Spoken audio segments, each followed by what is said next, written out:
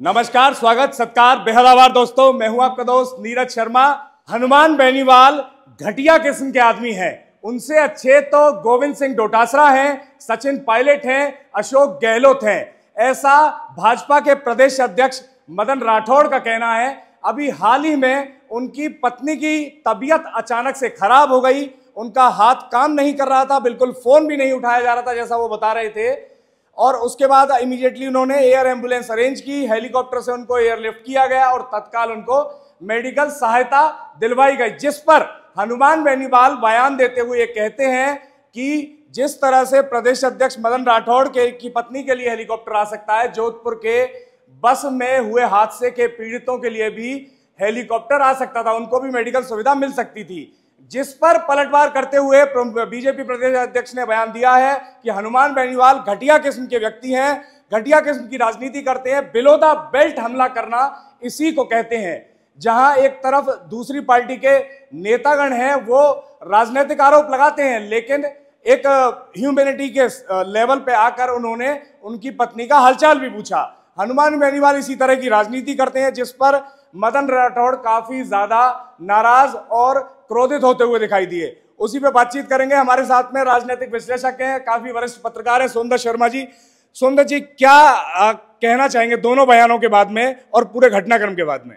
हनुमान बेनीवाल अपनी नीचता की हद को पार कर रहे हैं नीरज जी। और किस तरह से कि एक आप समझिए कि वो प्रदेश अध्यक्ष हैं, उनके अपने व्यवसाय भी हैं और उन्होंने बताया भी है कि भाई वो 1979 से टैक्स दे रहे हैं, 1979 से वो लगातार टैक्स दे रहे हैं। उनकी पत्नी भी 1982 से टैक्स दे रही है। उनके पास सुविधा थी और एयर एम्बुलेंस ऐसा नहीं है 22 लोग वहाँ मृत हुए हैं, कितने लोगों को एयर लिफ्ट करना पड़ता है आप सोच के देखिए। क्या 30 लोगों के लिए लगातार हेलीकॉप्टर आता जाता रहता है? इतनी व्यवस्था कहाँ से होती है अचानक से? क्या ये हादसा प्री प्लान्ड था? उन्होंने तो अपनी पत्नी को वो प्री प्लान तरीके से वहां से लेकर के आए थे। एयर एम्बुलेंस प्रॉपर की गई, कई घंटों का उनके पास में समय था। अब आप एक बात बताइए कि एकदम से कैसे वो एयर एम्बुलेंस मंगा देती सरकार की? आप 25 एयर एम्बुलेंस कैसे दौड़ा देते कि 1 घंटे में एयर एम्बुलेंस दौड़ जाती? और वहां तो जैसे ही हादसा हुआ तुरंत उन्होंने लाना शुरू किया। तो इस तरह से पर्सनल नहीं जाना चाहिए। अच्छा, इस तरह के बयान देने का उद्देश्य क्या होता है राजनीति में? आप देखते हैं एक इसी प्रकार की राजनीतिक स्ट्रेटेजी हनुमान बेनीवाल की पुराने समय से रही है। वो ऐसे ही बयान देते हैं और एकदम से वो सब जगह छा जाता है। हम भी उसी के बारे में उसी वजह से बात कर रहे हैं, क्योंकि वो ऐसा बयान दिए जिस पर मदन राठौड़ ऐसे रिएक्ट किए। तो क्या उद्देश्य होता है इस तरह के बयान देने का राजनीति में? हनुमान बेनीवाल क्या है, बेसिकली सुर्खियों में रहना पसंद करते हैं। अब उन्होंने एसआई भर्ती को लेकर के जो बयान दिए थे, आज आप देख रहे हैं 12 बच्चे सेलेक्ट हुए हैं जो एसआई में भी सेलेक्ट थे और यहाँ पे भी। अब सोच करके देखिए इन्होंने कितनों का भविष्य बर्बाद किया है। सरकार जांच कर रही है, आपकी एजेंसी जांच कर रही है। एसओजी के मुखिया की आप तारीफ करते हैं लेकिन कहते हैं ना एसआई भर्ती को रद्द करो। तो सिर्फ और सिर्फ क्षणिक रूप से सुर्खियों में आ जाए, मामला आ जाए, तो इस भर के लिए ये अपना इस तरह की बयानबाजी करते रहते हैं। राजनीति में रॉक स्टार बने रहना सिर्फ मात्र उद्देश्य है। अब आप अगर रियलिटी के हिसाब से, फिजिबिलिटी के हिसाब से अगर आप देखें, ये तो उस तरह का कंपैरिजन करना हो गया कि मुकेश अंबानी के बेटे की शादी में इतना खर्चा होता है तो उतना ही खर्चा आप सभी जितने भी क्षेत्र प्रदेश के व्यक्ति हैं उनकी शादी में कर दिया जाए। उस तरह का एक अजीब लॉजिक हुआ।